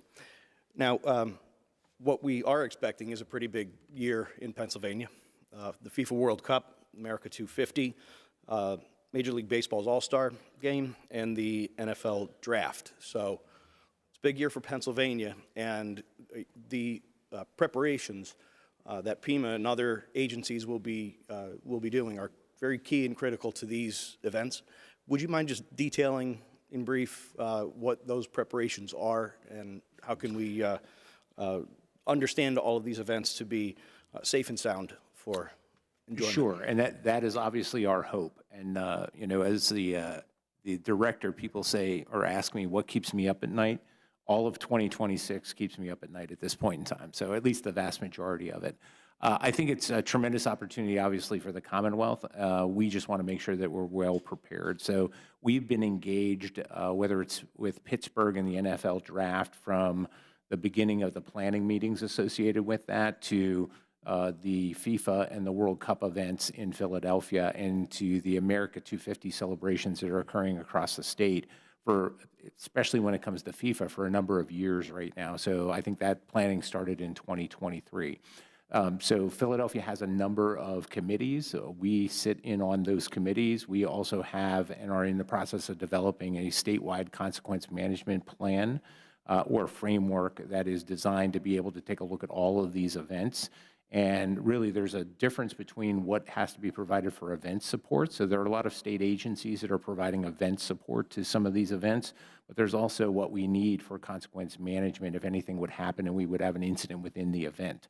So we're working on finalizing those plans right now, taking a look at what the resource support needs to be, and also making sure that our plans are flexible moving ahead. There are two pieces that are really critical. They're federal grants. One of them is a counter UAS grant. We received that grant award. We're working with 3 applicants associated with that, and that is for specifically the FIFA events and the America 250 celebration, any national America 250 celebration. So that provides funding to local law enforcement to be able to have counter UAS capability, also detect, track, and identify capability, which is going to be crucial to be able to keep these event venues safe. There's also a FIFA grant award that is going to go to Philly Soccer 2026. We have not received that award yet, but that is going to be able to support safety and security. So we continue to be able to work with all of those. The one thing that I would point out, and this goes back to a conversation a little earlier, is that with changes of Title 35, when we take a look at events like this, having changes that would potentially allow a state of preparedness, which would not require a disaster proclamation, these types of situations, we would have the ability to be able to pre-position resources, and we'd have some funding available for that. So I think that's something we would like to look at in Title 35 going forward for these types of events, but also for the myriad weather events that we see where we're not sure how bad it's going to be, where we really don't need a state proclamation of disaster emergency, but we would benefit from a state of preparedness where we could pre-position assets to make sure that we shorten our reaction time for anything. Thank you so much, and I appreciate you touching on the Title 35 updates. Chair recognizes Chairman Struzzi. Thank you, Chairman. Gentlemen, I think we've covered a lot of good topics today, obviously critical topics for our communities. I do want to go back to the urban search and rescue discussion that we had. We checked the system, and as you had said, $6 million was allocated in the 24-25 budget, $6 million again in the current year budget. But when we looked into the system, not a penny has been spent of that. And as my colleague from Westmoreland County, Representative Nelson, said, the folks who are part of this team in Western Pennsylvania are very concerned that they haven't seen this money. Do you know why none of this has been spent? So we have the grant agreement for the first $6 million that was forwarded to us not too long ago, within the last week or so. Okay. To take it back to the process, so there's 2 agreements. There's a sponsoring agency agreement that needs to be signed. We received notification in January, about mid-January 2025, that Pittsburgh was going to be the sponsoring agency for the team. We provided them in May with the grant agreement and also the sponsoring agency agreement. The city had to take action on that, which we believe occurred in July of 2025. We received the sponsoring agency agreement back from the city of Pittsburgh that was signed in November. And then we most recently received a grant agreement that came back. So we are positioned right now to be able to provide them the first $6 million, and then we will be working with the grant agreement from last year's budget to be providing the additional $6 million. Okay, I appreciate that. If you could just keep us updated so that we can communicate with our constituents in Western Pennsylvania, because clearly they have some concerns, and we want to be able to provide those answers to them. I want to talk a little bit about the Title 35 update specifically to EMS. If you'll indulge me just a moment, my 22-year-old daughter is now working as an EMT for Citizens Ambulance in Indiana County. And while I share that because I'm very proud of her for doing that, she's also a pre-med student, it highlights to me just how important the work that our EMS providers do is. She tells me about all the calls that they go on, you know, and it's a vital community service, and oftentimes she's going into very rural areas of the county. And yet, you know, we hear about all these challenges with EMS, about the funding, the insurance reimbursements, and I'm pretty sure we've been talking about these insurance reimbursements for a long time. Do you feel, and I'm happy to hear that this process is underway to update Title 35, do you feel that this update will address those concerns of our EMS providers?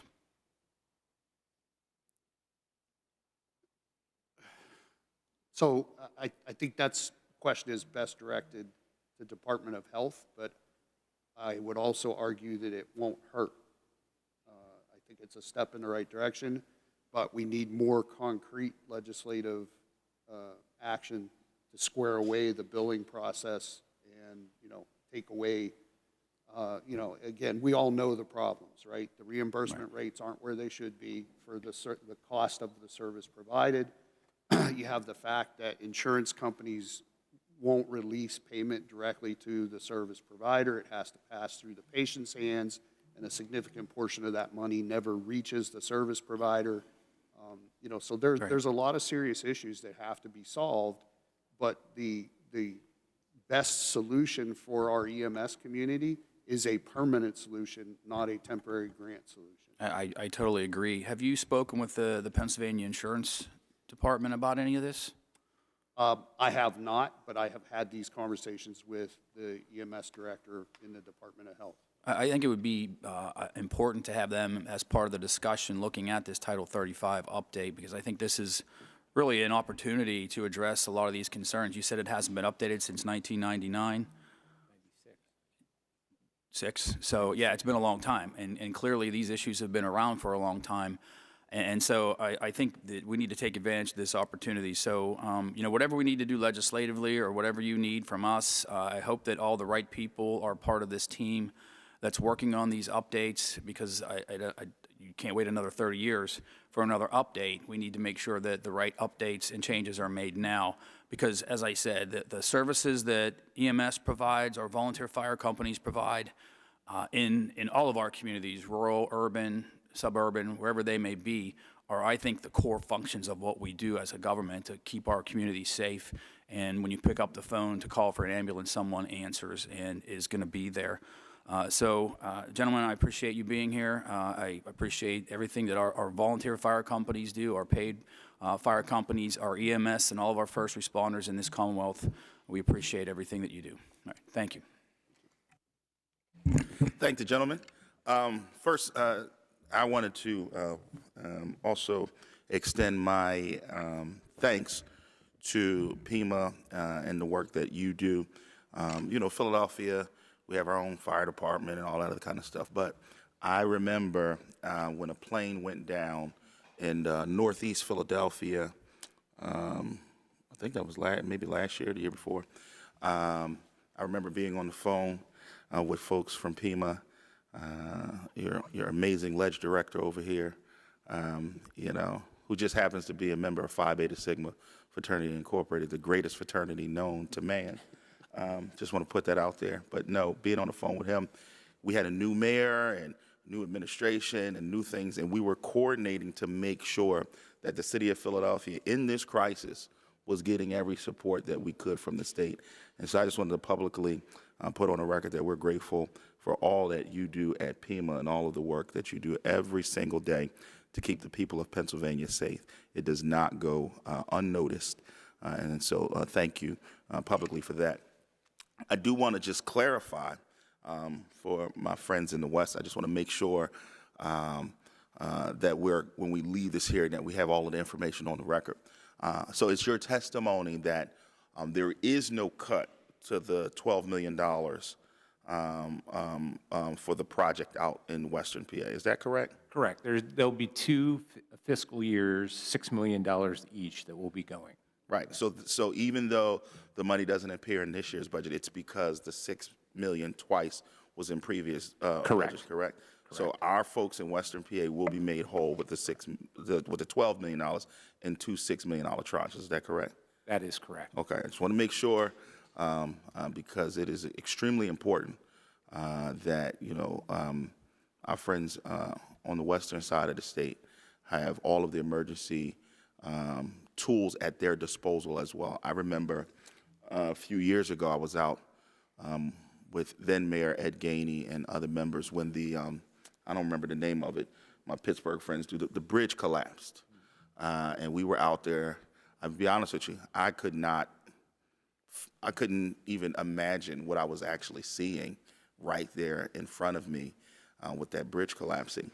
And then to hear some of the response times and some of the things that happen in other parts of the Commonwealth, it is important for me as well, as a Philadelphian, that our friends in the West have all of the tools at their disposal to be able to answer the call when tragedy happens, like that bridge collapse or any of the other things that we see across this Commonwealth. So I just wanted to put that on the record and make sure we're clear that those resources are available and will happen to our friends in the western part of the state. And with that, I will thank PEMA. I will thank our fire commissioner for being here today and being a part of this budget hearing. And thank you again for all of the work that you do every day for the people of the Commonwealth. We will reconvene with the Appropriations Committee at 1:30 this afternoon. We will have the Department of Corrections and the Board of Probation and Parole before us here at 1:30. And until then now, I will recess this committee meeting until 1:30 this afternoon. Thank you.